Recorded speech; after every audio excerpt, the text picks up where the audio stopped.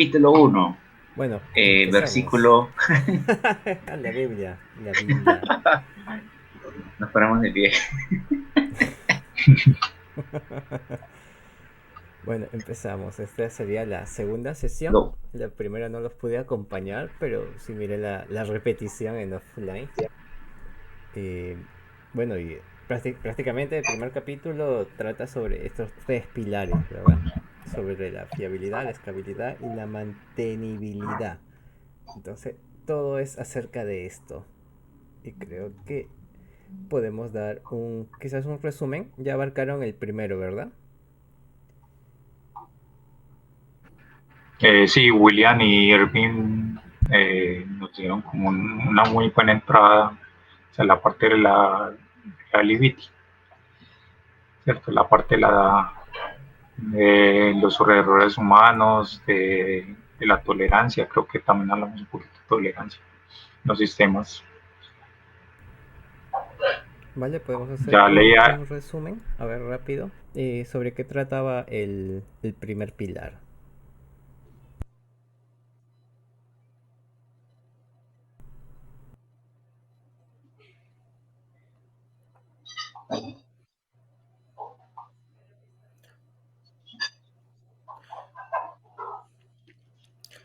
Hola, Hola, William. hola, ¿qué tal? ¿Qué tal? ¿Cómo están todos? Bien, Bueno, gracias, Dios.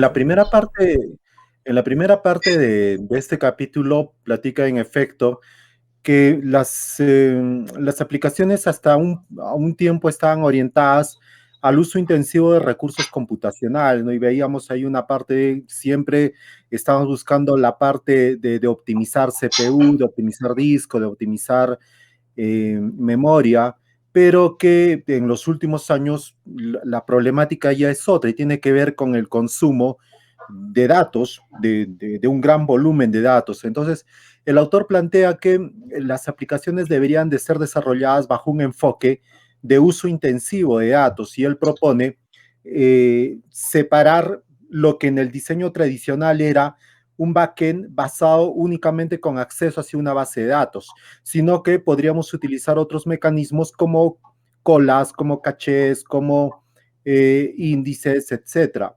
Y ese mecanismo o ese ecosistema, por lo mismo que tenía o junto con todos los beneficios que podríamos tener, traía también retos con ello. Entonces, esos retos teníamos que afrontarlo bajo estos tres puntos que muestra. Es decir, ir hacia la confiabilidad, la escalabilidad y la mantenibilidad. ¿Cómo es que cómo es que este enfoque y estos retos que nos propone, cómo es que deberíamos de manejarlo, quiero decir? Y en el primer punto de la confiabilidad, hablaba de que, en efecto, una aplicación diseñada eh, con, para que tenga un uso de datos tiene cierto tipo de riesgos que tienen que ver con el hardware, con el software y también tienen que ver con temas humanos. Y al final hace una reflexión acerca de que la confiabilidad no trata únicamente o no simplemente deberíamos de utilizarla o concentrarnos en ella cuando hacemos el desarrollo de soluciones grandes, sino que incluso en soluciones que son más pequeñas, más acotadas, deberíamos de tener un ojo puesto en temas de confiabilidad. Así es, incluso creo que pone algunos ejemplos, ¿no? Como digamos una aplicación, un storage de fotos, donde un padre guarda las fotos de su hijo.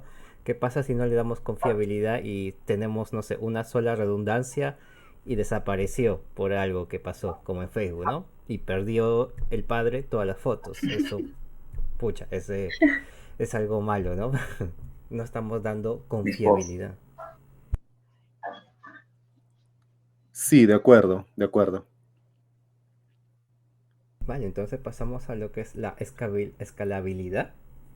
La escalabilidad habla bastante de medir las cosas. En realidad todo se mide, pero en la escalabilidad es donde tocan más las mediciones. La medición de carga, el performance, la latencia. Creo que por ahí ya empezaba una imagen simpática. Esta sí la vieron, ¿verdad? Sí. Sí.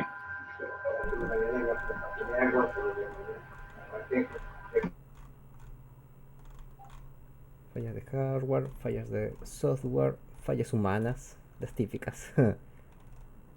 Y pasamos a la escalabilidad. Entonces creo que por ahí uno de los conceptos más principales era de que si un sistema funciona de una manera confiable hoy día, no significa que el día de mañana va a funcionar igual, ¿no? Entonces todo esto tiene que soportar las futuras cargas. Entonces tenemos que empezar a medir esto. Por ejemplo, no sé, yo pienso que lo que pasó la otra vez con la caída de todas las redes de Facebook, y el Telegram se puso lento, quizás por ahí la escalabilidad no la estuvo soportando de una manera óptima. No sé, ¿qué opino? Yo pienso que utilizó escalabilidad horizontal, que debe estar con su backend en la nube, ¿no? Y aumentando más nodos, recursos computacionales, conforme a la métrica, sea la cantidad de tráfico o la cantidad de CPU o latencia o lo que tengan ahí midiendo. Pero tuvo algún máximo que durante varios meses esperar o no contemplaron que iba a haber un pico tan alto de uso. Quizás algún umbral, ¿no? Que nunca se alcanzó tanto tiempo. Pero pues lo que pasó ayer fue algo atípico. Entonces, todos habrán estado ahí alertas, ¿no? Para ver qué pasa. ¿Pasará ese umbral? ¿Será suficiente en nuestros topes máximos? ¿No? Para volver a configurar y a ver, ¿no? Si soporta la capacidad. Porque no se terminó de caer. La cosa es que estaba lento. Igual, sí, estaba lento, pero nunca se cayó. Entonces, digamos, yo sí chulearía ahí esa parte de escalabilidad. Me parece que lo manejó de forma apropiada, pues, o sea, no se cayó el servicio, que era lo importante. Y lo siguió prestando. Exacto. Que estuviera lento, pues, ajá. Y justo creo que algo sobre eso Un saludo a esos ingenieros de Telegram por mantener el servicio. más abajo Estarían sudando frío. Habla sobre eso. Quizás no, la aplicación no se cae por completo, pero empieza a ofrecer picos de latencia excesiva, donde prácticamente si tenemos muchos nodos, pero el procesamiento en sí viene en cola, entonces si hay peticiones que demoran mucho, empiezan a encolar las que vienen por detrás, ¿verdad?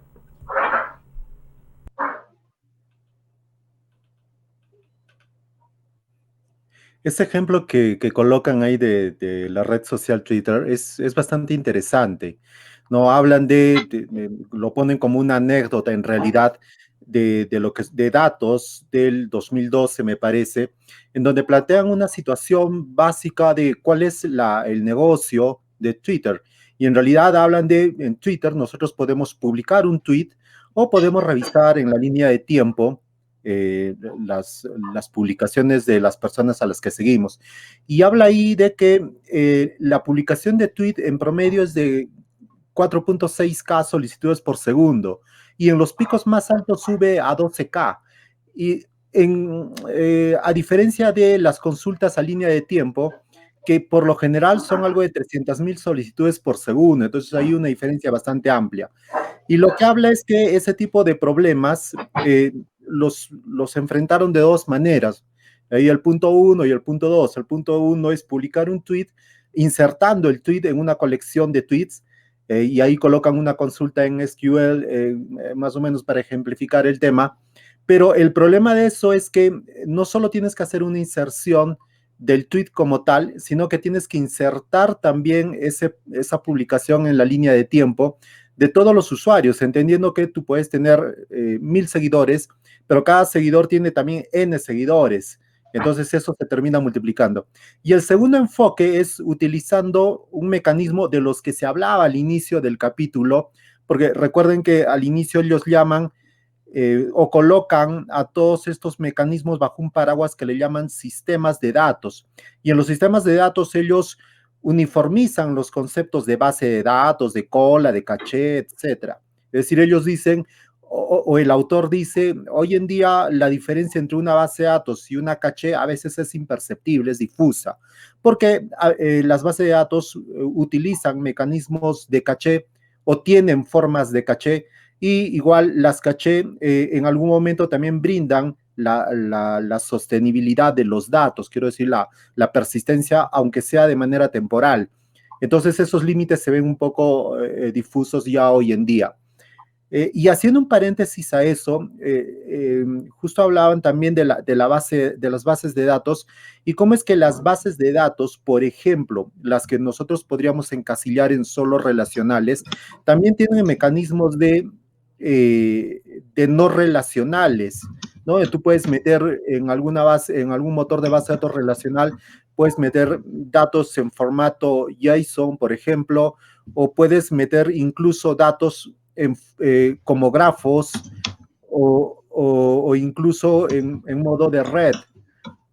Y en este caso, en el punto 2, lo que ellos hacen es idear un esquema de caché, en donde en efecto hacen la inserción del tweet en la base de datos, pero insertan a la línea de tiempo en la caché, o dicho de otra manera, utilizan una caché para insertar ese tweet en la línea de tiempo, de tal manera de que no hacen una inserción uno a uno, ¿no? Por cada publicación me voy también a la línea de tiempo. Y eso, claro, más adelante menciona también que eso, así como muestra beneficios, también tiene algún reto, alguna desventaja. No sé si de pronto quieran platicar qué desventaja es la que tiene hacer ese mecanismo, que es básicamente lo mismo que pasa con los índices, ¿no? Cuando tú implementas índices, si bien por un lado te agiliza en los temas de búsqueda, pero te penaliza en los temas de transacción, ¿no? Cuando vas a insertar o actualizar, porque por detrás está indexando el registro que estás utilizando. Y el utilizar una memoria o mantener una caché, lo que está haciendo es hacer todas esas operaciones también en la caché, y hay un costo adicional que tiene que hacer. Bueno, y al final de la anécdota narra de que Twitter empieza con el primer enfoque, o sea, haciendo una consulta ad hoc, quiero decir, y luego pasa al segundo enfoque, donde definitivamente le da grandes beneficios, pero luego se da cuenta que ahí tiene, así como tiene ventajas, también tiene penalidades, y termina siendo un híbrido de ambas cosas, ¿no? Utiliza la caché para algunos casos, y para los casos donde tiene mayores o donde hay alguna publicación donde tiene mayores seguidores, utiliza el primer enfoque, que finalmente yo creo que esa es la lección de todo esto, ¿no? O sea, no irnos, el diseño de arquitecturas, no tienes un patrón o algo, bueno, hay patrones de diseño claramente, pero quiero decir, no tienes una regla que te lleva a dar solución a todos los problemas, y ni siquiera una herramienta para un caso puntual. Lo ideal en estos casos es coger un poco de las herramientas que tienes a mano para solucionar un problema que muchas veces una sola herramienta no puede solucionarlo. Tal cual, ese es, yo creo también que es la lección. Si bien este es el primer enfoque con el que empezó, ¿cómo se llama? Twitter por el 2012. Si bien recuerdo, empezaron con Ruby on Rails, todo esto era MySQL, y este es como tradicionalmente construíamos aplicaciones en aquella época, ¿no? Era el concepto que teníamos de construir. Yo imagino que ellos empezaron como una startup, empezaron con este diseño, y a medida que fueron creciendo empezaron a encontrar estos problemas, entonces les tocó medir la solución. Fue donde pasaron al segundo enfoque, como dice William, pero empezaron a encontrar otros patrones. Entonces cada uno tiene que conocer su negocio, su solución, sus datos, para saber qué técnicas aplicar. Entonces cogieron la metodología híbrida de entregar los tweets a cada receptor, pero para los casos, por ejemplo, de las personas famosas como mi amigo David, tiene muchos followers, entonces el match va a ser diferente acá. Entonces esta primera solución es la que mejor escalaría para esos casos, porque si no, esta sería como un stopper, un cuello de botella. Y esa es la lección, ¿no? Sí, mis feeds de LinkedIn corren en otro pipeline. Claro. Así es, así es. Esta parte de escalabilidad, al igual como la confiabilidad la partían en problemas o errores de usuario, de software y de hardware, esta parte de la escalabilidad la parten en dos o por lo menos hasta donde yo he leído, la parten en dos secciones muy interesantes. Una que tiene que ver con la carga, que es lo que estamos revisando ahora, cómo es que las aplicaciones pueden hacer frente a los problemas de carga, ¿no? Y algo interesante también ahí, no sé si de pronto alguien quiere platicar al respecto, hablan de que, el autor habla de que en efecto la escalabilidad no es una etiqueta que nosotros la podemos colocar a nuestro sistema, ¿no? O a cualquier tipo de aplicación que desarrollamos. Es decir, no existe un software, un sistema escalable o no escalable, sino que lo que tienes que otorgar son o tienes que medir los casos en que tu sistema podría hacer frente ante cargas, como lo que nos sucedió el día de ayer a todos, ¿verdad? Entonces, pero eso es producto de medir lo que te está sucediendo y además hacer planes de contingencia de lo que podría sucederte. Y en ese sentido, tú lo que das, y habla también ahí de los parámetros de carga, como esos números que al final son los que nos dicen hasta dónde nuestra aplicación soporta esos picos de carga. Así es, entonces lo divide primero en describir la carga. Entonces hemos descrito la carga que hemos tenido en un escenario. Entonces la otra división es describir el El performance rendimiento. también. Nos habla sobre el performance.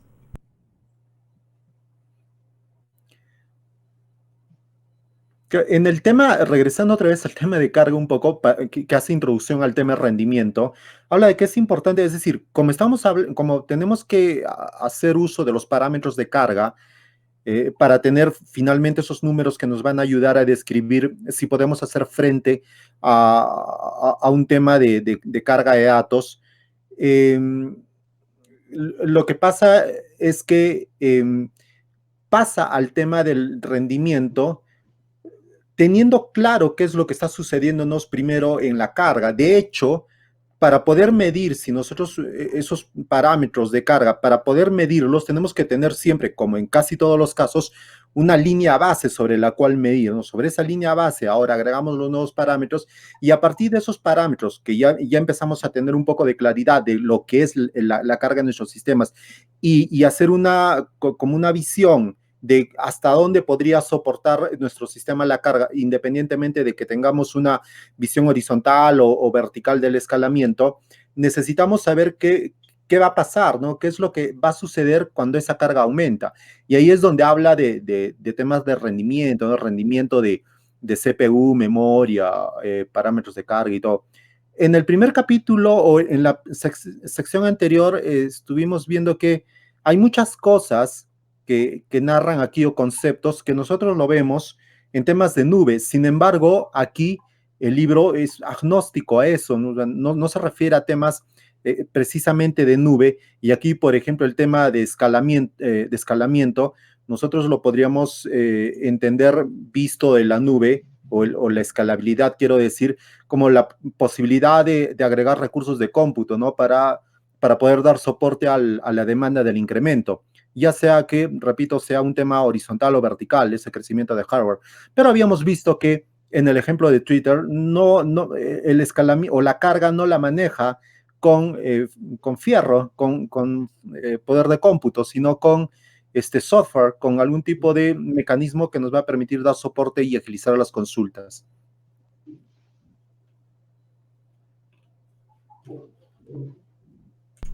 Así es, no hizo ni escalamiento horizontal ni escalamiento vertical. Hicieron un nuevo diseño de cómo manejarlo.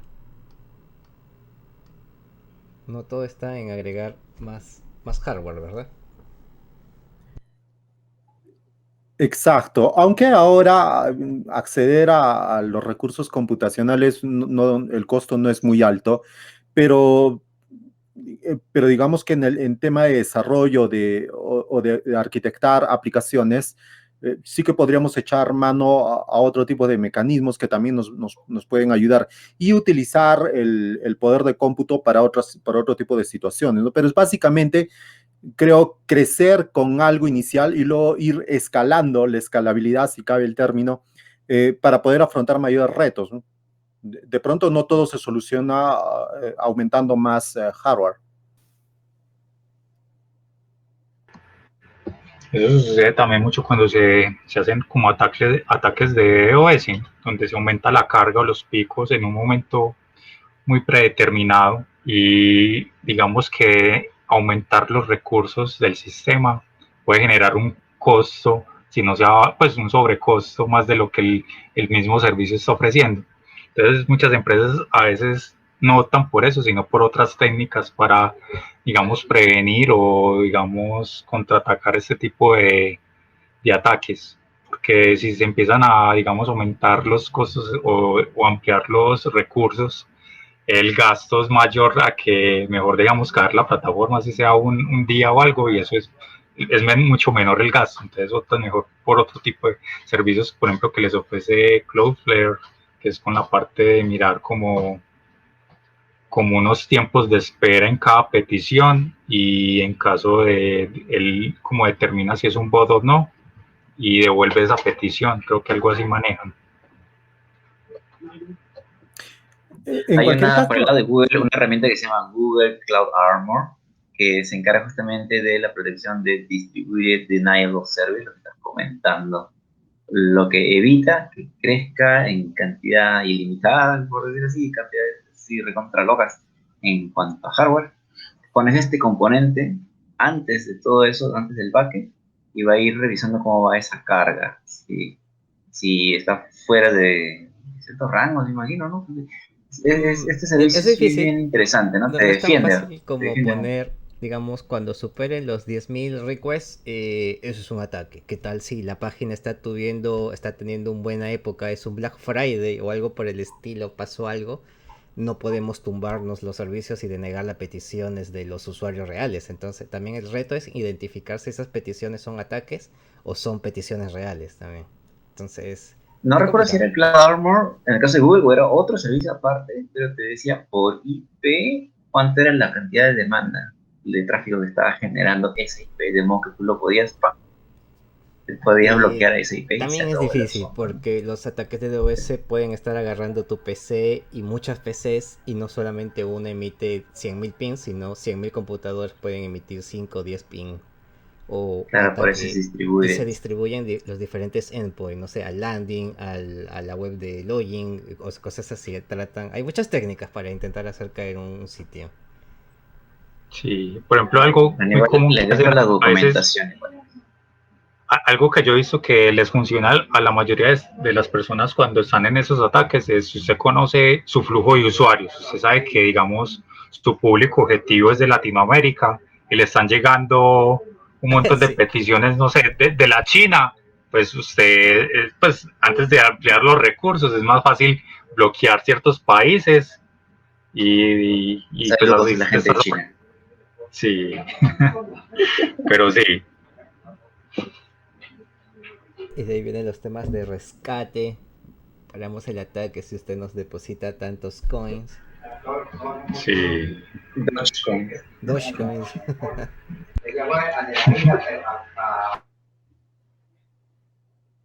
No pasamos creo que a en el describir. Perdón. capítulo, en el primer capítulo, algo que nos saltamos y probablemente sea interesante retomarlo, es dos conceptos que tienen que ver con lo que sucedió ayer a nivel mundial, ¿no? Y de pronto alguno de ustedes puede detallarlo un poco más. Uno es la tolerancia, los sistemas que son, y esto con respecto a la confiabilidad, la tolerancia a las fallas y la recuperación ante los desastres. O sea, no solo es un tema de políticas, sino son un tema de acciones que se deberían de tomar para que en efecto los sistemas sean confiables. De pronto alguien quiere empezar platicando algo de tolerancia a las fallas.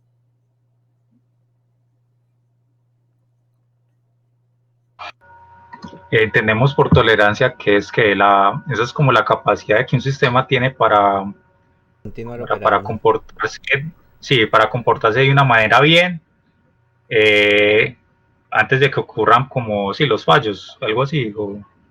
Sí, sí, el tema va por ahí, ¿no? Yo creo que es para que Es, continuar operando a pesar de una tragedia, por así decirlo. Digamos, se cayó el data center, tiene el otro data center que está en otro continente, que tenga la capacidad de conmutar rápidamente y que redirija los requests hacia ese otro data center, por ejemplo, que esté disponible. Quizás haya una demora, ¿no? Quizás no cargue la página por 5 minutos, pero va a volver a dar servicio inmediatamente mientras solucionan el otro problema.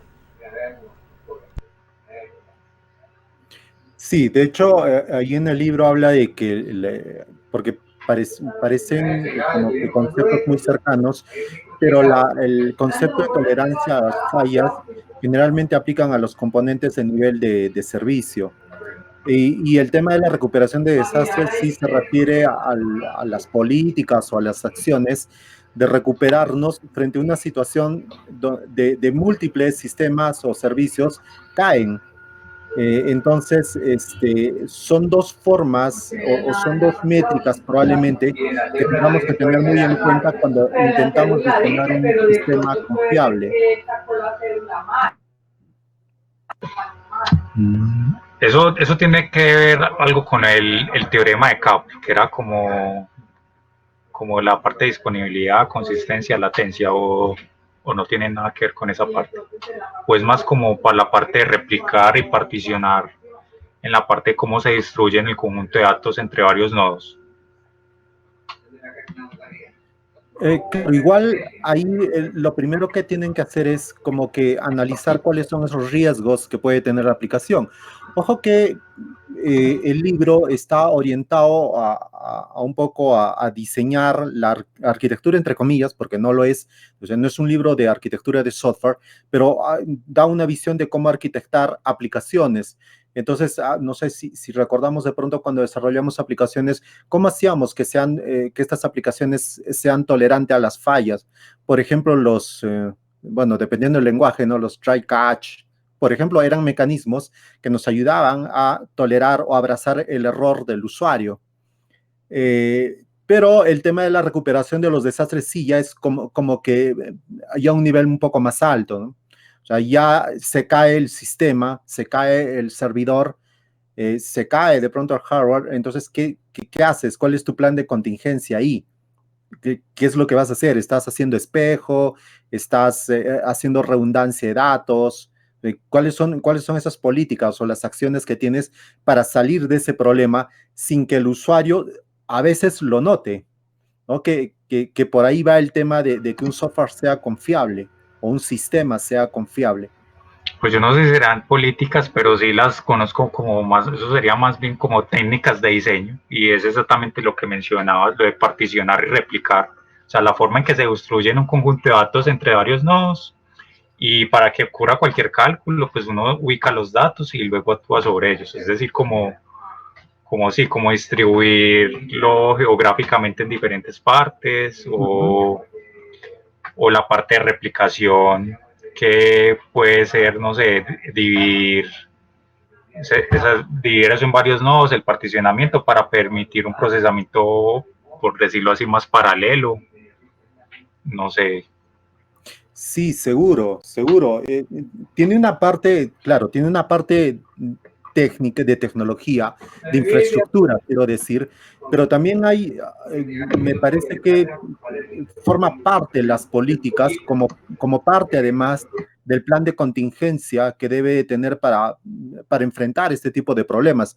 Siempre que hay un proyecto, debes de tener una política de gestión de los riesgos, y dentro de esos riesgos que asumes que podrían suceder, porque van a suceder, entonces tienes planes de contingencia, y esos planes de contingencia puede ser cómo enfrento tecnológicamente un problema o qué políticas puedo tener para evitar, o si ya las tengo, cómo intentar salir de esos problemas. Eso Incluso, ¿no? O sea, a ITIL, creo, sí, si no mal recuerdo. ¿O me estoy equivocando? Ahí se toca estos temas, por ejemplo, el MTTF, el mean time to failure, el tiempo de falla, el tiempo de recuperación, las políticas de recuperación, la documentación de las fallas, todo eso, ¿verdad? Inclusive la comunicación, ¿no? ¿Cuántas veces se han caído servicios y hemos visto correos hermosos de estas empresas contando los problemas que han tenido, ¿no? Y dando un poco de calma? De eso se trata finalmente la confiabilidad. Ok, hubo un problema, no te voy a poner un juicio, voy a entender pero si además me cuentas qué pasó y me aseguras que no va a volver a pasar, eso es hermoso. O sea, ha habido varios casos de esos, ¿no? Sí, uno que recuerdo fue creo uno de GitLab que se filtró código o se Claro, perdió código, no me acuerdo qué pasó, por un error de una exacto. base de datos Eh, y lo documentaron. sí, GitLab fue muy famoso. Sí, pero entonces vamos viendo que, claro, tiene un fuerte componente tecnológico, pero también tiene un tema de políticas, ¿no? De qué vamos a hacer. Ya estamos en el problema. ¿Cómo salimos de ese problema? ¿Cómo comunicamos el problema además, ¿no? Que probablemente no tenga que ver mucho con el libro, ¿no? Pero es parte inherente de la comunicación en cualquier problema que tengamos. Y en el ejemplo, bueno, retrocediendo un poco, haciendo un poco el paso de Michael Jackson a lo que estamos hablando de la carga, ahí hablaba, por ejemplo, del mecanismo o la anécdota que cuentan de Twitter, donde habla del almacenamiento en caché. Eh, Más allá del problema que sucedió para que finalmente ellos terminaran teniendo un híbrido, los temas de caché o cuando hablan, por ejemplo, de todo esto, este ecosistema de mecanismos de almacenamiento de datos, algunos persistidos y otros temporales, habla de que uno de los retos por los cuales plantea el tema de la confiabilidad, del escalamiento, que uno de los retos es la integración de todas esas herramientas, ¿no? Ya vemos que en ese primer gráfico que nos mostramos, donde había un diagrama ahí con componentes que lo explicó ese día Irving, lo explicó bastante bien, eso se ve bien, pinta bien, de hecho ayuda mucho, pero hay un reto, ¿no? El reto es cómo integras todas esas soluciones para que manejen de maneras o para que se gestionen de manera sincronizada. Y lo que el autor narra, y en efecto es así, es que la aplicación o el código de la aplicación es la que se debe encargar de unir, de integrar todos esos mecanismos aislados, independientes, con los que se apoya la aplicación, ¿no? En este caso hay un mecanismo de caché, luego hay una base de datos, luego hay un índice de búsqueda de texto, luego hay una cola por ahí. Um, entonces, ¿cómo hace la aplicación para integrar todo eso? Porque nada de eso es automático. Y en el ejemplo de Twitter, utiliza la caché, pero la sincronización de los datos reales a los datos en caché, eso no es automático tampoco, ¿no? Entonces, hay un reto ahí también de la aplicación brindar confiabilidad en los datos que estás mostrándole finalmente al usuario, ¿no?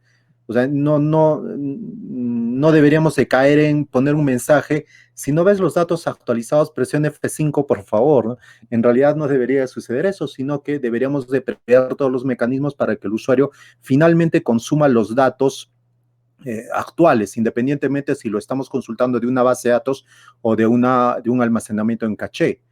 Probablemente sea bueno que alguno de ustedes seguramente nos pueda platicar un poquito más a fondo de lo que es un almacenamiento en caché, porque hay varias partes del libro que refiere a la caché. Las cachas que conozco, creo que la más popular es Redis, ¿verdad? Entonces es una base de datos de una velocidad mucho más veloz de las tradicionales. Y esto tiene diferentes usos. Recuerdo que al inicio se usaba, por ejemplo, para cachear las cookies o las sesiones de usuario, para no ir hasta la base de datos a consultarlas, sino tenerlas a disposición inmediata. Pero no vamos a almacenar en caché todo el historial de transacciones de un usuario, sino son para consultas que necesiten una super velocidad para tenerlas a la mano, como las últimas actualizaciones. Ya en caso que uno requiera cosas históricas, ya por mandarlo a la siguiente. Entonces es como que ayudar a liberar la carga.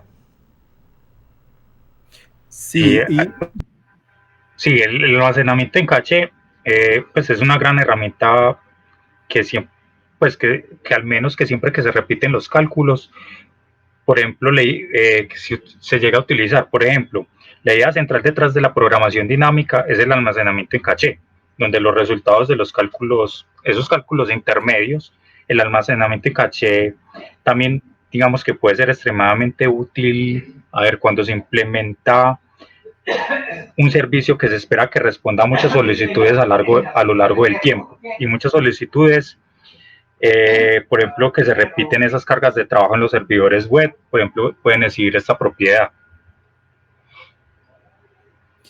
Sí, claro. Ojo que, claro, en los últimos años, con la explosión del Big Data y todo lo que estamos viviendo ahora, tenemos servicios, ¿no? de caché, pero también hemos visto, probablemente los que hemos hecho algo de desarrollo hace 7, 8 años, que los mecanismos de caché eran mucho más tradicionales, ¿no? Cuando hacías tu web, por ejemplo, utilizabas la caché para almacenar eh, tu CSS, algún código JavaScript, imágenes, ¿no?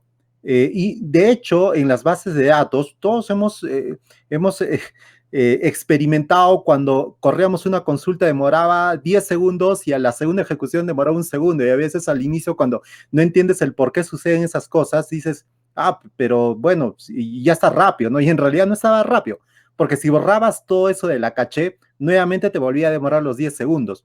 Entonces, ese mecanismo de caché es recontra antiguo. Yo no sé si de pronto eso está desde toda la vida de la computación, ¿no? Ese mecanismo, quiero decir.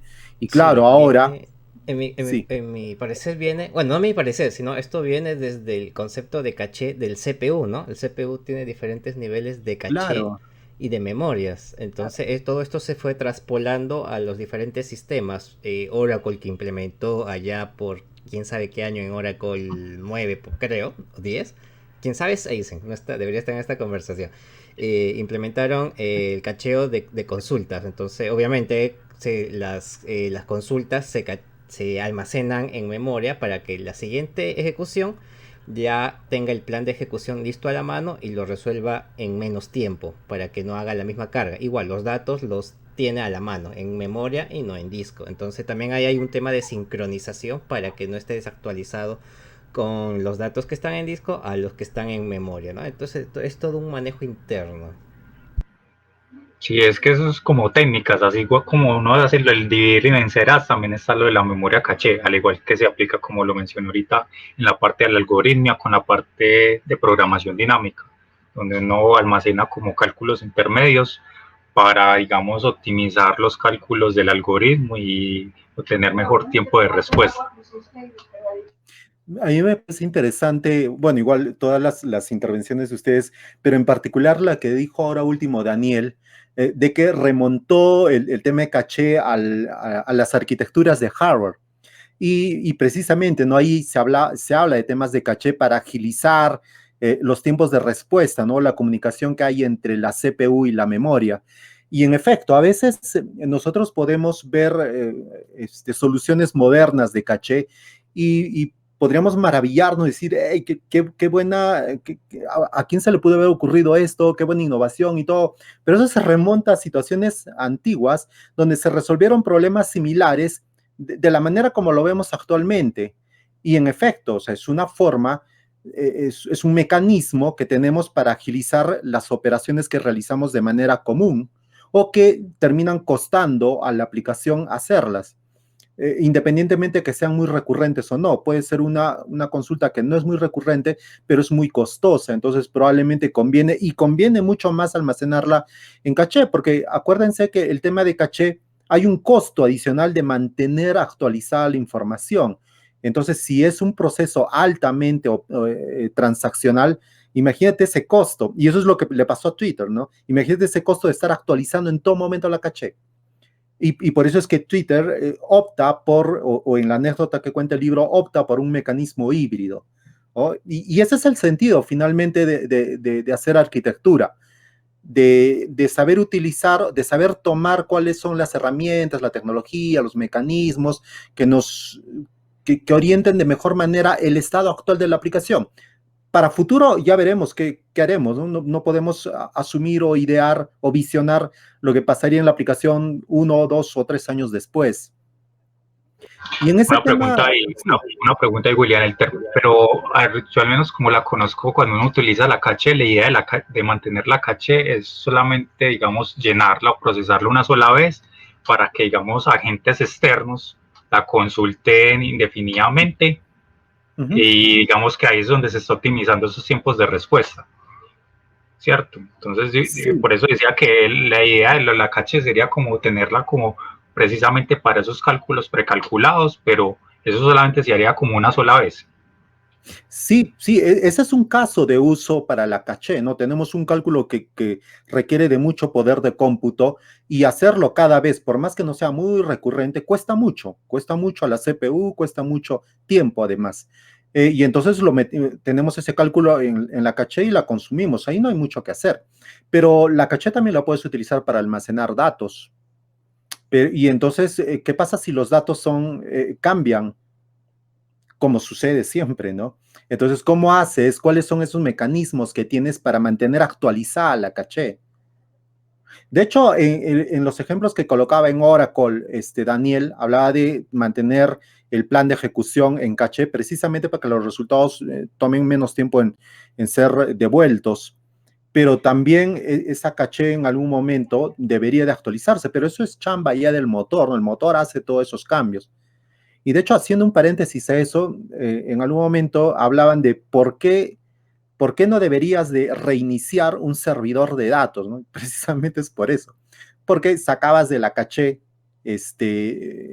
temporal todas esas, todas esas formas que tenías de agilizar, ¿no? Y hay muchos mecanismos que no deberías hacer en una base de datos porque corrompes, entre otras cosas, por ejemplo, la caché que ya tienes almacenada. Pero claro, o sea, hay cosas que sí te van a soportar en el tiempo y hay cosas que no, como los datos, como el caso de Twitter, ¿no? Twitter utiliza la caché para que en cada publicación que hace el usuario, cada vez que haya un tweet, él envía a la caché para que se muestre en la línea de tiempo del usuario. Imagínate cuántas publicaciones hay por segundo. Entonces esa caché se tiene que estar actualizando en todo momento. No es una información que queda ahí y lista para ser utilizado por los demás usuarios sin ningún cambio. El reto es cuando cambia. Ese es el reto. Así es. Y una de las ventajas que tiene la caché, y es la parte que sigue en la sección de rendimiento, y hay un concepto ahí que recuerdo, Daniel nos compartió ahí por el chat. Una de las particularidades o de las ventajas que tiene la caché es que reduce el tiempo de latencia, ¿no? En la recuperación, quiero decir, de los datos.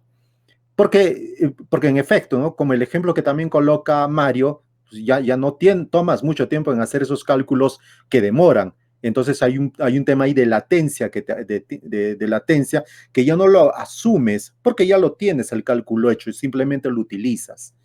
Y ahí hay un punto, ¿no? Hay una diferencia entre la latencia y el tiempo de respuesta, ¿no? Si de pronto alguien lo quiera platicar.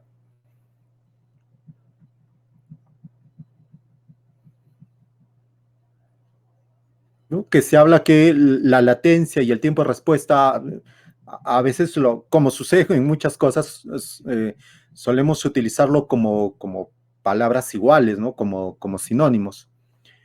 Sin embargo, hay diferencias. A veces esas diferencias son muy puntuales, es una línea muy delgada, pero ya siendo un poco mucho más precisos, mucho más técnicos, rigurosos en los conceptos, encontramos que sí hay diferencias, ¿no? No es tema de discusión, pero entre un paréntesis hay una diferencia entre decir modelamiento y decir modelado, por ejemplo. La línea es muy delgada ahí. Y básicamente lo que dice es que el tiempo de respuesta es lo que es básicamente la sensación del cliente, ¿no? Él hace una solicitud y recibe una respuesta. Esa demora es el tiempo de respuesta. Eh, Sin embargo, la latencia es el tiempo que la solicitud está en espera de ser manejada, es decir, es el tiempo, y lo pone ahí, en el cual está latente, ¿no? En el tiempo que está esperando el servicio, que son dos cosas distintas. De hecho, yo ponía un ejemplo de cuando hacemos un ping, ¿no? Hacemos un ping, por ejemplo, a Google, y hay un tiempo de respuesta que nos devuelve, que podríamos estar confundiéndolo como la latencia también ahí. Quizá ya bajo esta pequeña explicación alguien quiera explayar un poquito más los conceptos de latencia y tiempo de respuesta. No, y eso que también metes la parte latente, porque, a ver, aquí está viendo, latencia es el estado de estar latente, es un retraso entre el periodo, entre el inicio de algo y la ocurrencia de eso. Y el latente es más como si es existente, si está presente o oculto o inactivo. Entonces también ahí, a ver, luego de eso hay una parte interesante.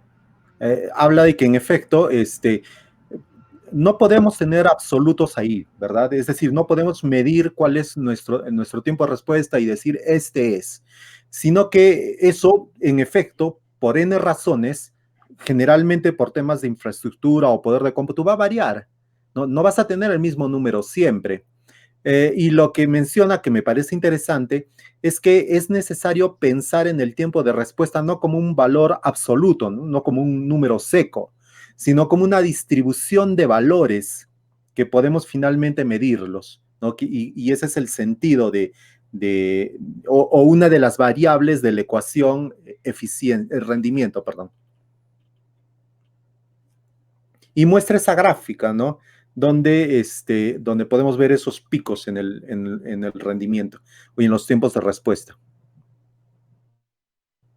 Claro, como dices, no es un número exacto, como por ejemplo creo que por acá describía de la media aritmética, ¿no? Si tomamos la media aritmética, podemos decir que la mitad de nuestros usuarios les va bien, pero la otra mitad le está yendo mal. Entonces es una mala métrica basarnos en la media. Entonces es donde entra a hablar sobre los percentiles, ¿no? Sobre los percentiles superiores y los percentiles inferiores.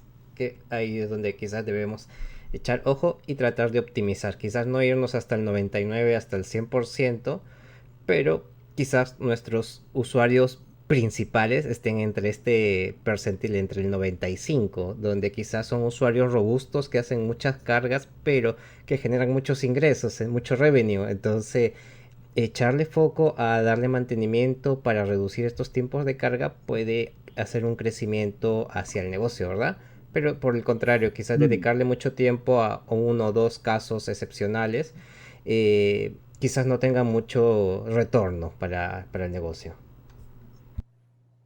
Quizá en este tipo de situaciones donde no todos los conceptos a veces son claros, o por lo menos sí son claros para nosotros probablemente, pero para las demás personas que en algún momento va a revivir estos capítulos no lo son. Alguien que quiera dar cátedra en estadística, platicándonos un poco de los percentiles, por lo menos de la parte básica. Percentiles, pero esa es la, como que porcentaje o el número que divide una data.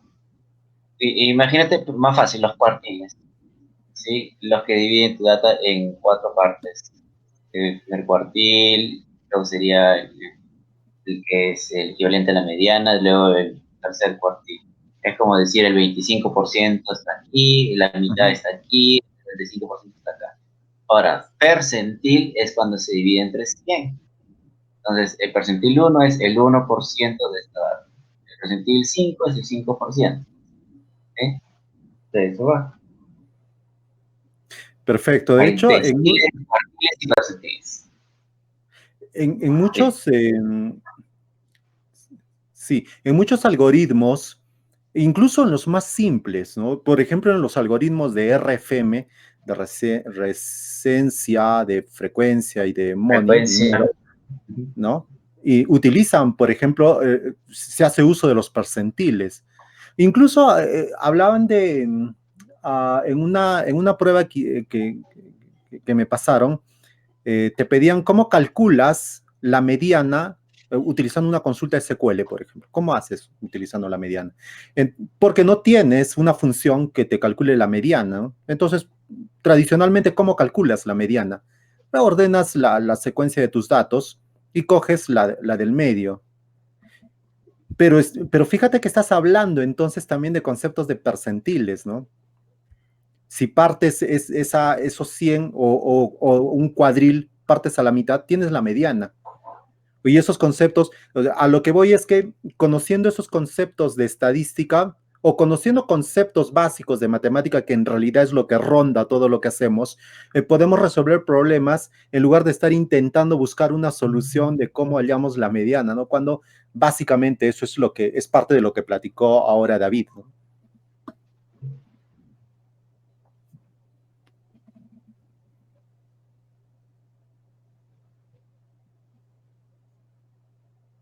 Así es, entonces, y también la importancia de medir esto, porque no podemos llegar a esas conclusiones si no estamos midiendo todo el tiempo. Creo que esa es otra de las lecciones, siempre medir nuestro performance.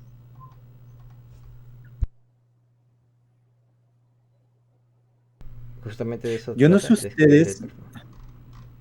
yo no sé, insistiendo un poco en lo que estamos, ya que habíamos entrado un poquito a la estadística, a la descriptiva, eh, yo no sé si he tenido yo la mala suerte, pero generalmente he visto que en la mayoría de usuarios o de clientes a los que asistimos, utilizan siempre el promedio, ¿no? Y ahí es donde, por ejemplo, esta gráfica nos ayuda a entender eso, que a veces el promedio no es una medida justa, ¿no? Precisamente porque esos extremos terminan de polarizar el resultado. Entonces, yo siempre veía que utilizaban para todo el promedio. Yo no sé si como experiencia alguno de ustedes ha visto eso, ¿no? De que sí, pues ellos razonan acerca, no, para este caso vamos con el promedio, con este caso nos vamos con la moda, que casi nunca se utiliza, y para estos casos vámonos con la mediana y utilizamos la desviación estándar. Y esas cosas yo no le he visto con mucha frecuencia, no sé si de pronto ustedes.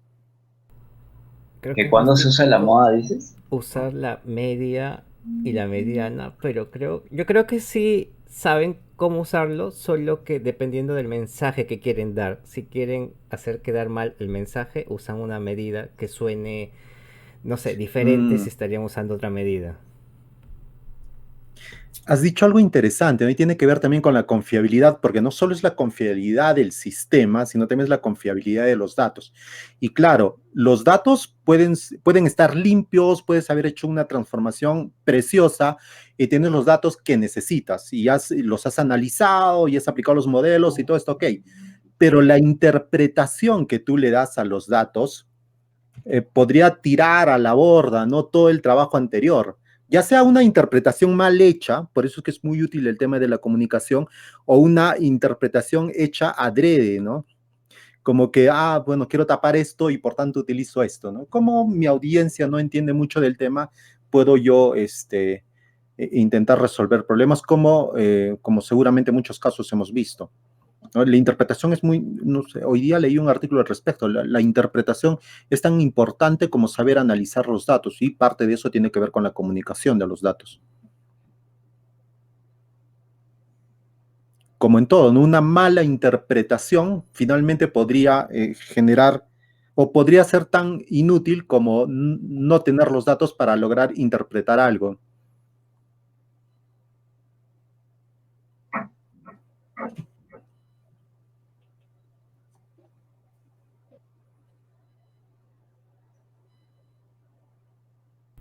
Exacto, exacto. Entonces,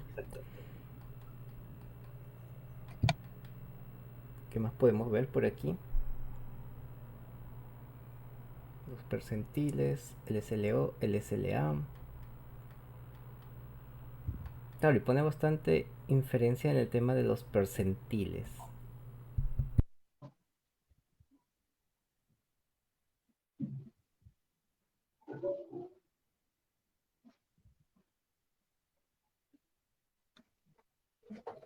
Todos tienen claro que es un SLO, un SLA, un SLI. ¿Lo dice el libro en algún punto? Si no es para... Acá habla sobre el SLO y el SLA.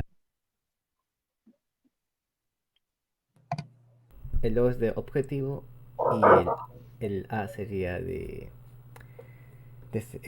servicio, de cumplimiento sería. Acuerdo. Contrato. De acuerdo, bueno, créeme.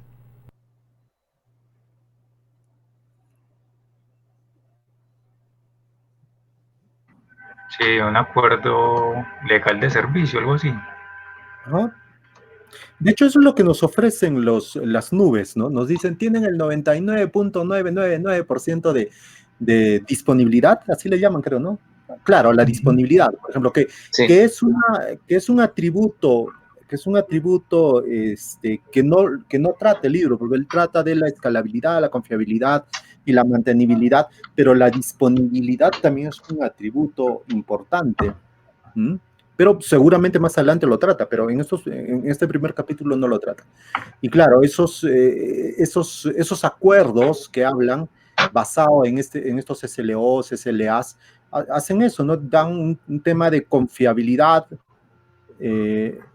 muy cercano, basado en esos parámetros de carga que hablamos inicialmente.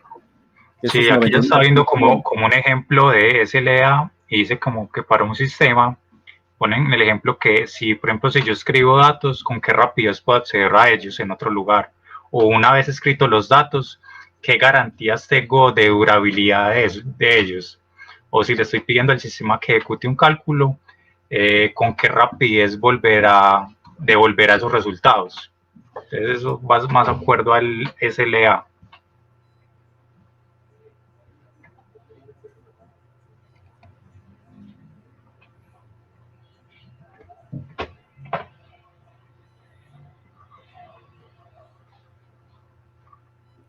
Bueno, yo lo que he leído, bueno, he llegado solo hasta aquí, la parte que viene adelante creo que ya es corta, luego pasa al tema de la mantenibilidad. No sé si de pronto alguien más quiera aportar lo que viene hacia abajo o leer esta gráfica. Podemos dejarlo acá, pero podemos terminar finalizando con esta bonita gráfica, creo. Que es más de lo que estábamos hablando, pero ya acá lo aterriza un poco más a lo que es web application y backends, cómo están distribuidos los backends y los tiempos de respuesta.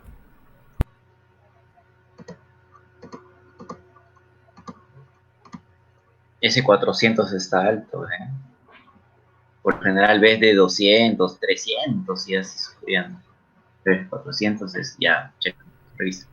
Revísalo, métele performance a esa parte porque está así, ¿quién está respondiendo mal? ¿Dónde es el cuello de botella?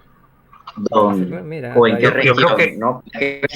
El servicio se está degradando también. Yo diría más que esta parte de la lectura o del capítulo aborda como algunos principios claves y entre ellos es como la parte de descomposición, que es como dividir una funcionalidad o la arquitectura del código en componentes reutilizables. Entonces eso es lo que se hablaba como la separación de roles entre el frontend y el backend y mirar cómo descomponer la arquitectura. Entonces hay algo que a mí me gustaba y como que lo hice como en las anotaciones que les compartí y que en la parte de escalabilidad aborda mucho y es la parte de dividir el problema en sus problemas, donde se pueden resolver de forma relativamente independiente en diferentes máquinas. Entonces ahí yo también hacía como un paralelo entre cuando se habla de escalabilidad también es como un referirse a paralelismo, donde el problema es demasiado grande para caber en una sola máquina o tomarle un tiempo inaceptablemente largo en una sola máquina. La información clave es, digamos, particionar eso y dividirlo en diferentes subproblemas. Entonces, algo clave ahí es como la parte también de la descomposición, de saber descomponer un problema en subproblemas donde se puedan resolver de forma independiente. Y de ahí ya, digamos que abordaba la parte de la eficiencia, que es lo que comentaba William, y yo en la parte de la eficiencia únicamente también la dejo como muy definida, que era como la eficiencia es medir o sea, es medir en términos de tiempo, es decir, de CPU, de memoria RAM, de ancho de banda, el número de acceso a la memoria y a la base de datos. Entonces, cuando nos habla, digamos, el libro sobre eficiencia, está también teniendo en cuenta estos elementos, como para tenerlo también presente. Interesante ese resumen, sobre todo en la parte que hablas del paralelismo, ¿no? El paralelismo que le llaman virtual, no sé, de pronto me equivoco, el virtual y el real, cuando utilizas ya más de un núcleo en tu procesador, hablando de paralelismo o como carga de trabajo de un solo equipo, o ya en lo que conocemos ya hoy en día como la computación distribuida, ¿no? Dividimos ese gran problema que platicas, que mencionas, en problemas pequeños, distribuyendo cargas, no réplicas, cargas en nodos distintos, ¿no? Y de eso trata finalmente la computación en la nube, ¿no? Que es una forma de escalamiento, o nos permite, quiero decir, o nos garantiza de alguna manera la escalabilidad de nuestras aplicaciones, sobre todo que también hablamos la vez pasada de la computación elástica, ¿no? que nos permite escalar de manera automática entre comillas, los recursos dependiendo de las demandas de las cargas que tenemos. Sí, mira que el concepto en sí es muy general, porque incluso también lo utilizan, por ejemplo, en desarrollo web, los que hayan utilizado, por ejemplo, React, pues el DOM virtual, que es como una copia del DOM. Entonces se habla de DOM virtual y el DOM real, y mira que también es esa distribución de cargas o de paralelismo entre nodos, donde, digamos, se ejecutan o se hagan operaciones y que sean replicados casi en real time. Entonces es como muy interesante porque mira que todos esos conceptos también se abordan en diferentes ámbitos de la programación, sean front-end, back-end, o como teoría para también problemas ajenos a sistemas, me imagino yo. Sí, seguro. Y muchos, porque he visto que hablan bastante, por ejemplo, para bien y para mal, de los microservicios, ¿no? Un microservicio es la descomposición de un problema grande en pequeños problemas y que finalmente un microservicio nos aporta también a la escalabilidad, ¿o no? ¿O sí? Sí. No necesariamente. ¿En qué casos no? Bueno, quisiera hacer una Hola, intervención hola Juan, antes de no te eso. habíamos saludado. Juan, ¿qué tal? Hola, ¿qué tal? ¿Cómo está? Quisiera Sí, hacer sí. una intervención primero con esta No, parte de sí. desacoplar los servidores de lectura y escritura. Muchas veces eso lo llamamos comúnmente como CQRS y, y muchas veces utilizamos la misma base de datos para desacoplar los servidores o el servidor de aplicaciones a nivel lectura y escritura. CQRS stands for se me olvidó el nombre, la verdad. No, tranquilo, tranquilo, dale.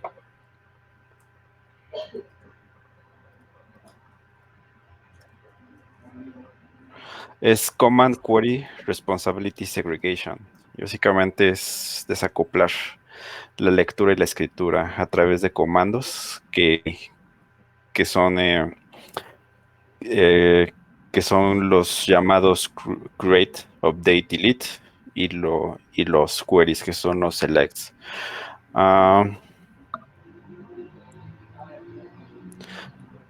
Muchas veces esto funciona bien cuando el sistema está en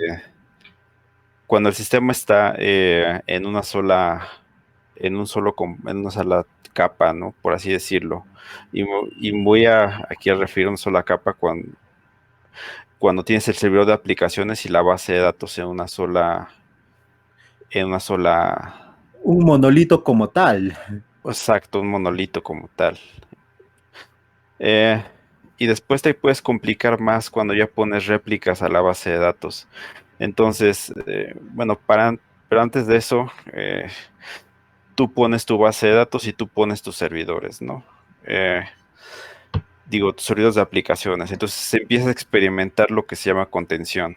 Entonces, por ahí hay como un degradamiento del performance de la aplicación. Entonces tú empiezas a poner lo que son servidores réplicas a la base de datos, donde tú tienes en tu máster todos tus aplicativos empiezan a escribir al máster y de los read réplicas todos tus aplicativos empiezan a leer. Pero eso también te lleva a otro problema que se llama consistencia eventual, eventual consistency, que básicamente dice que a lo mejor me estoy adelantando mucho en el libro. Pues, Básicamente dice. Pero esa ¿Mande? consistencia es de que en los datos o No, no, consistencia no, no, en... no. Consistencia eventual, ahorita lo voy a explicar. La consistencia eventual, por ejemplo, es como la latencia que tarda en replicarse un dato escrito en master contra las réplicas. Por ejemplo, tú algo como la escribiste. lectura sucia, digamos, no se terminó de actualizar en una de las réplicas y yo estoy consumiendo de esa réplica. Exacto, exacto, exacto. Y al momento de consultar la réplica, estás viendo datos desactualizados. Más adelante en el libro lo van a encontrar que empiezan a describir algoritmos para evitar toda esa parte de la consistencia, eventual consistency. Y aunque no lo termina por resolver completamente, porque es un, digamos así, es un punto de investigación a nivel mundial.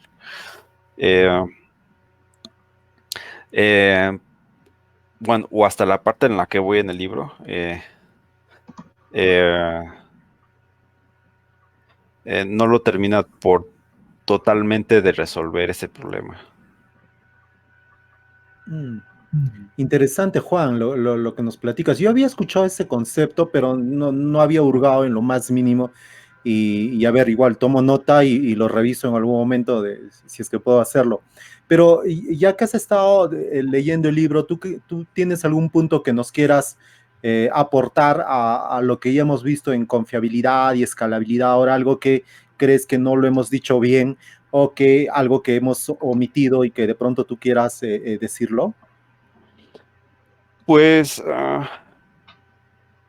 tengo un comentario acerca de los cachés, pero hasta ahorita van bastante bien.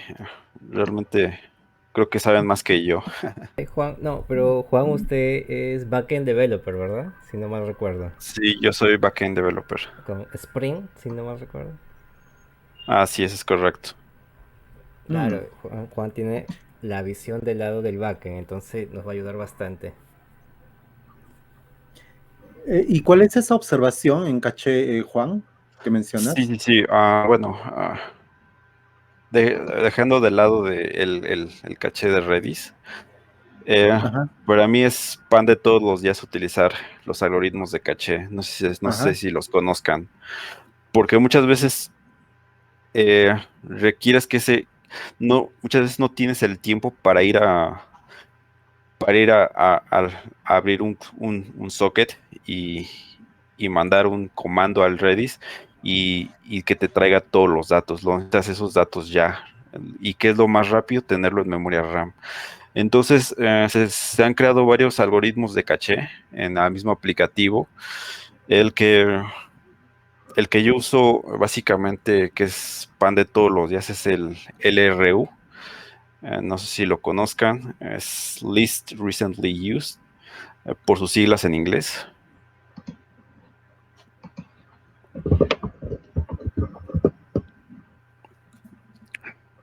Básicamente el algoritmo es muy simple. El RU básicamente te dice que va a reemplazar el menos usado, porque tiene un time frame cuando tú metes en caché algún elemento.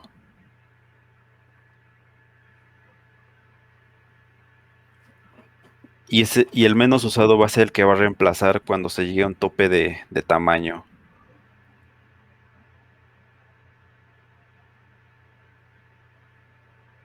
Sí, básicamente no es tan complejo. Pero eso también te lleva a otro problema, que es cómo sincronizas cuando tienes varias réplicas, que el caché esté actualizado. Porque digamos, si tú ocupas ese algoritmo como una clase ya sea de Python, de Java, de Scala, bueno, Golang no tiene clases, pero si ocupas ese algoritmo, y vas a ver que frecuentemente van a hacer diferentes los datos que contiene entre nodos. Entonces eso te lleva a otro problema. ¿Cómo sincronizas entre nodos esos datos? Lo que me ha llevado a investigar por otros lados es otro tipo de estructuras de datos, como son los CRDTs, que por sus siglas en inglés serían Conflict Free Replicated Data Types. Y básicamente te dice que son tipos ADTs, Abstract Data Types, distribuidos. Que básicamente puedes tú insertar un dato en un nodo y este se replica a todos los demás nodos. Pero obviamente lleva sus desventajas. Por ejemplo, como son tipos de datos de mayor lectura, Si tú quieres borrar un dato de ese caché, lo único que vas a hacer es incrementar el tamaño de ese ADT.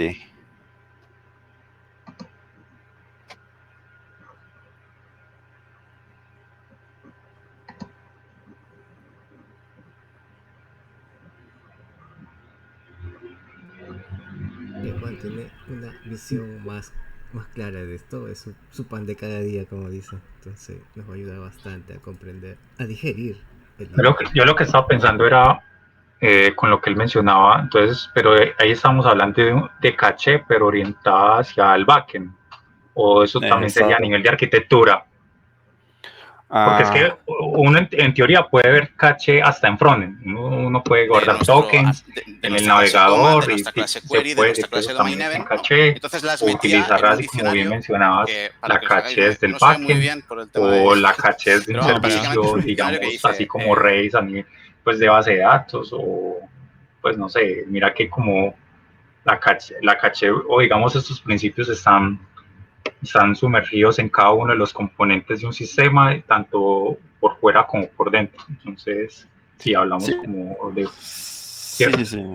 O sea, en cada capa, el base de datos aplicativo, frontend, tienen su propia capa de caché.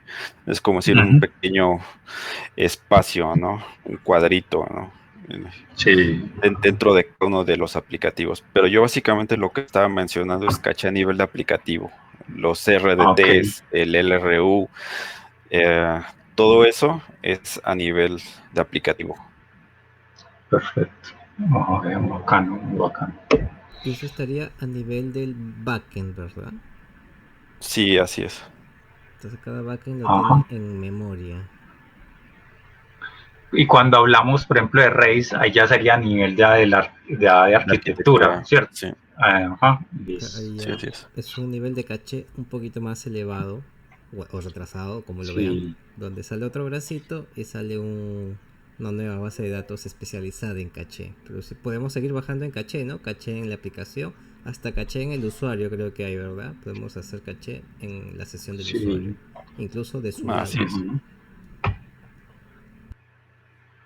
Así.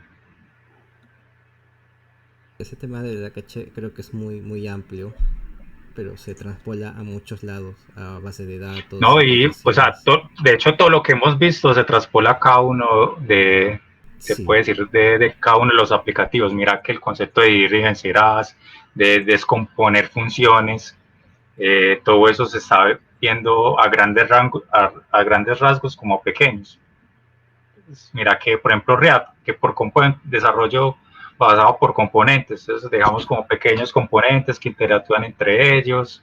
Ahí tiene su caché por de pronto un JSON Web Token o manejando la sesión ahí en el navegador, o como lo decía Manuel en la parte del backend con los RTs y los LRU.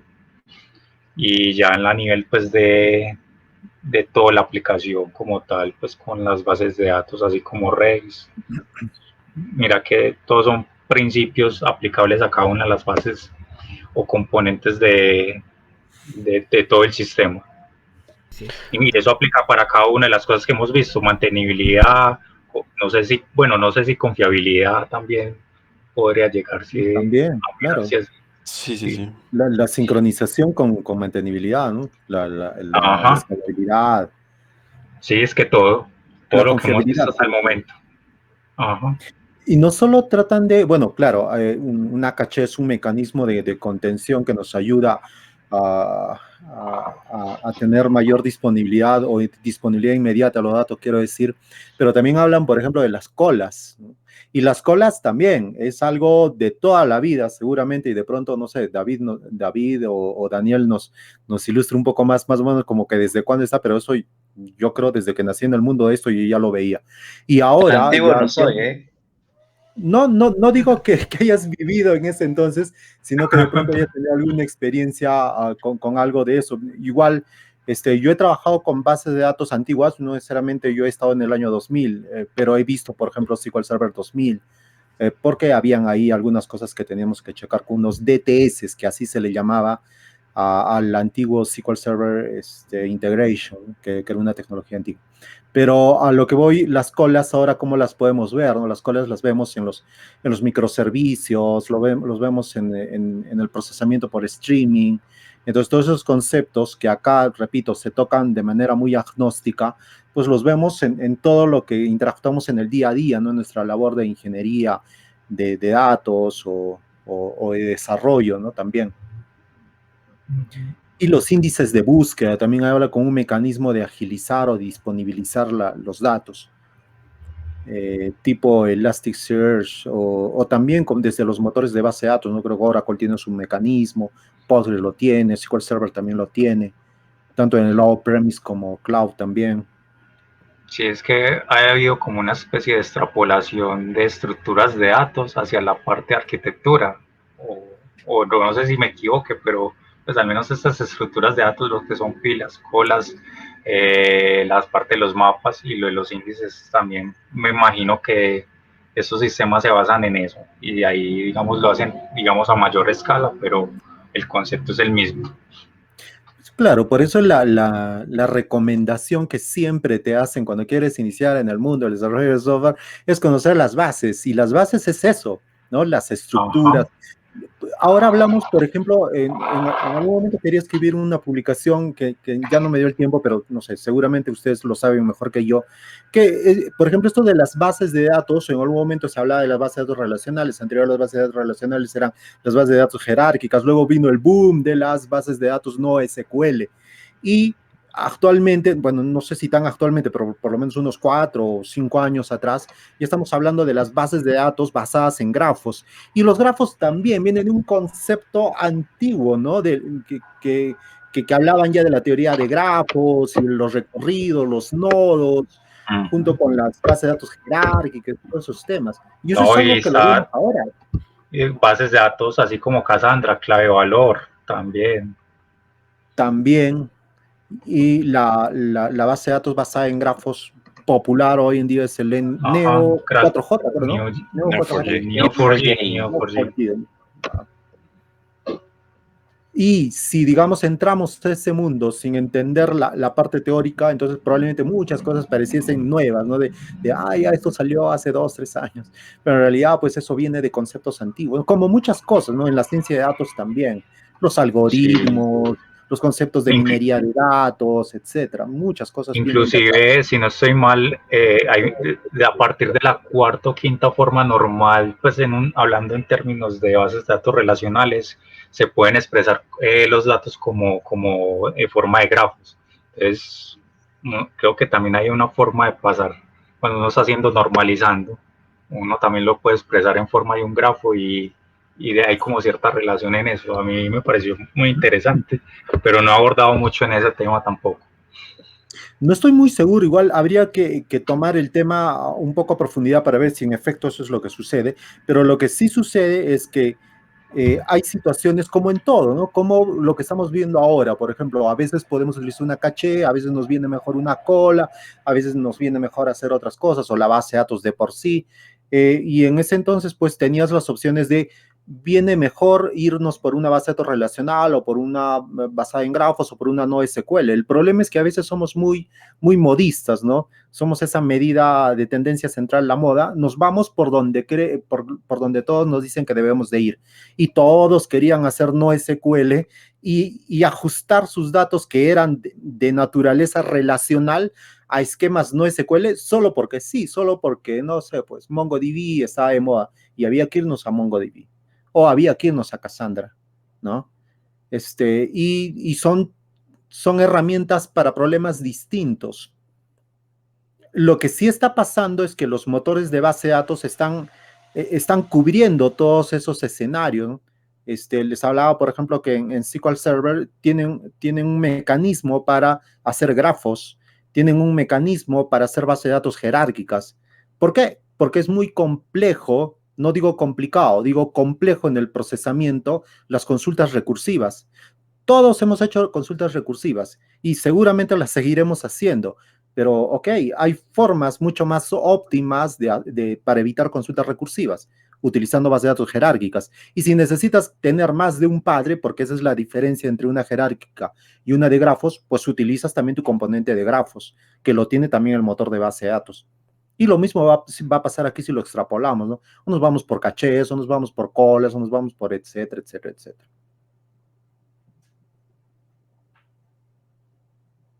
Bueno, amigos, creo que lo dejamos por hoy aquí y continuamos la siguiente semana. ¿Qué les parece? Sí, genial. Genial. Ponemos el Excelente. Les va a tocar un poco de historia. Ya falta poquito, ya casi, ya pronto acabamos el primer capítulo. Oye, ¿qué? No acaba. Oh, Falta dibujitos. falta extendernos en la bibliografía.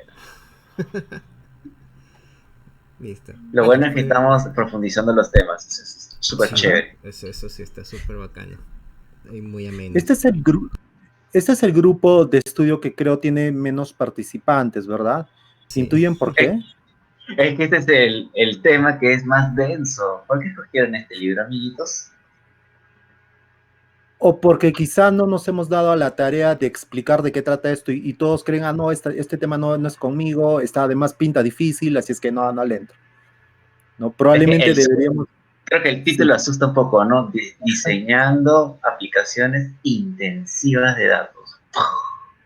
No es tan fancy o trendy como AWS, Cloud, Azure. Power BI de Zero Ninja. Póngale un database ahí al principio y sale. Ya. Clickbait, dices. Hagamos clickbait. Clickbait. ¿Cómo quedan tus artículos con clickbait? ¿Qué sería ahí? Dashboard en Excel y bla, le mandas el libro de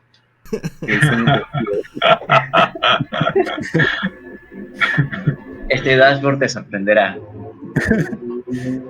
5 técnicas para diseñar mejores grafos. Las 5 te sorprenderá. Y bla, le abres el libro. Bueno, ya hay que ir finalizando, muchachos, para que no nos desgastemos la semana. Todavía continúa. El día de mañana tenemos Power BI. Pasado mañana toca Data Management y grupo de inglés. Invitados están. Y el viernes es Airflow y Databricks. Esos son por ahora. Si vienen muchísimos. Voltaje. Lo bueno es que este libro, con este libro tenemos este y el otro año. Vamos bien, buen ritmo.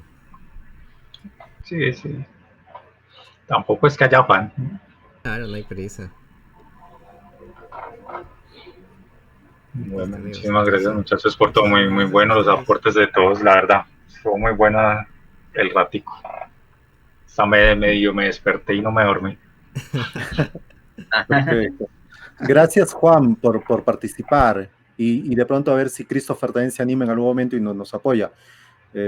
A veces los que no se antojan a participar son los que en su participación dan los mayores aportes, ¿no? Me parece interesante todo lo que nos ha platicado Juan Manuel ahora. Sí.